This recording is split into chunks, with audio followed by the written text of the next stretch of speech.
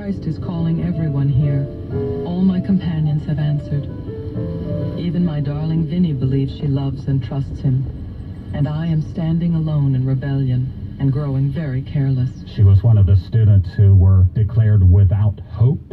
She said, some keep the Sabbath going to church.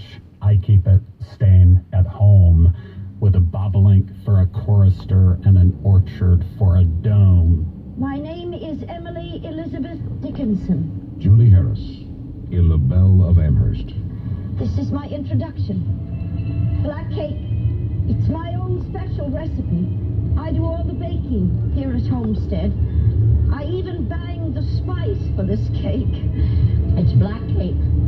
It's 2 pounds of flour. The black cake. This is a cake that calls for 19 eggs, 5 pounds of raisins, 2 pounds of currants, 2 pounds of butter. 1.5 pounds of citron, 1.5 pounds A of substantial cake. All assembled, it's 19 pounds and 8 ounces. That's before you put the brandy in. 2 nutmegs, 5 teaspoons of cloves. Black cake first appears in the 1840s in cookbooks. It's Caribbean in its origin. The cinnamon, the mace. And it's very tied up with the sugar trade and molasses.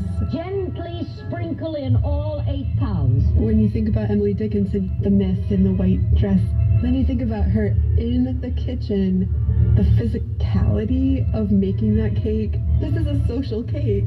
So counter to Emily and her remove from the world. I found the one Emily Dickinson poem that mentions a cake. I'm Heather Cole. My name is Emily Wildhout. Emily Hardman. We work at Houghton Library at Harvard University. The poem was sent to Nellie Sweetser with a gift of cake and flowers. Blossoms will run away, cakes rain but a day, but memory, like melody, is pink eternally. This is one of Dickinson's poems, or most fascicle, these bound booklets that Dickinson copied her poems into and sewed with kitchen twine. Some of her poems were published in her lifetime, but they changed Emily's slant rhymes and gave the poems titles to make them more conventional, and that's not how she wrote her poems.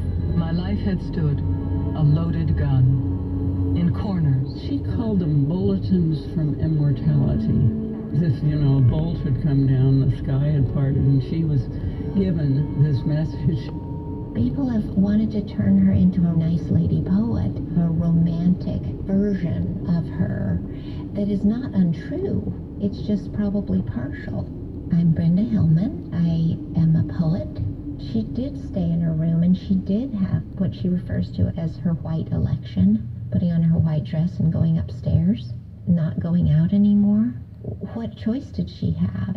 In her time, she couldn't have gotten her writing done by being the spinster in the community that takes care of bodies coming home from the Civil War, goes on being a nice church lady. She wrote 700 poems in 2 years. 700, for Pete's sake. This poem was composed on the back of a coconut cake recipe. The things that never can come back are several. Childhood, some forms of hope, the dead. Superbly and supremely, her cooking and her poetry were one. The way in which she gave friends not only poems, but gifts of cake. They were offerings, attentions. That's what people called them between houses, when friends gave something that they had made. In the kitchen, in the bedroom, these secret spaces where she could be alone or with her own select society, that really was freedom. When Emily Dickinson bakes bread, there's something almost ecstatic about it, satisfaction of creativity. In one of her early letters in 1850 to her best friend Abaya Root, she says, "Twin loaves of bread have just been born into the world under my auspices, fine children, the image of their mother, and here, my dear friend, is the glory."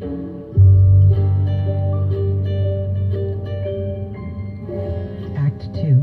The soul selects its own society. There were 2 kitchens in Emily's life.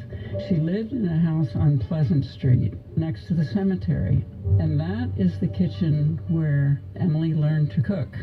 How to make bread, how to make desserts, how to make wine, her mother largely teaching her.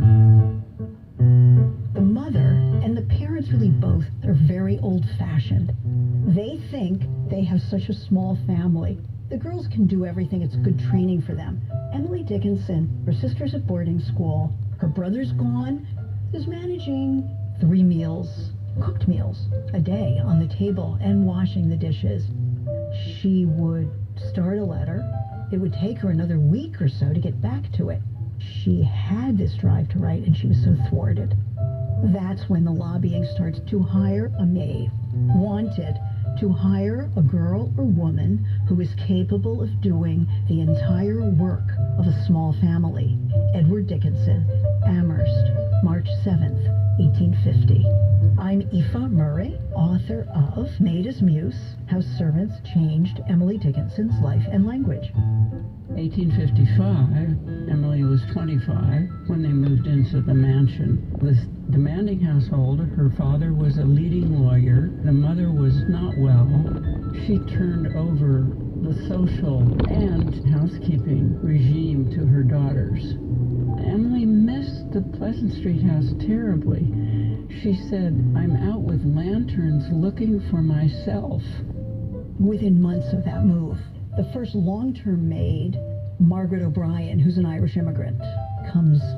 She's there for 9 years. There's an immediate impact. Emily has time to think and write. When she felt more confident about herself as a poet, then the house became more hers, with her garden, with the proximity to Sue. When Susan Gilbert came back to town after going away to school, Emily Dickinson and her brother Austin both fell in love with her. They both wrote love letters to her. They were both enchanted with her. After Austin and Sue were married, Austin's father basically paid them to stay in Amherst by building a house for them, the gorgeous evergreens next door to the homestead. Susan and Emily would mark up passages that they liked in books. They sent them back and forth across the lawn. One sister have I in our house, and one a hedge away. There's only one recorded, but both belong to me.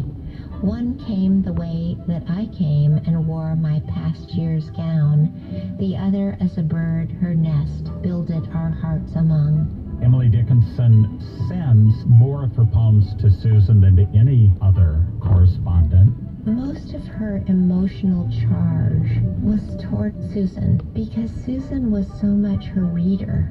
She's affectionate. She calls herself Daisy to Sue, and it's very flirtatious and very sweet, and at times scared of Sue's judgments. I split the dew, but took the morn. I chose this single start from out the wide night's numbers, Sue forevermore. You can see how it goes from almost a sweet Victorian poem, one sister have I in her house and one hedge away. That's sort of a sweet poem. And then it gets more and more wild. I split the dew, but took the morn. I chose this single start from out the wide night's numbers, Sue forevermore. You have a completely erotic pagan love affair by the end. She just was out of control. It's so amazing.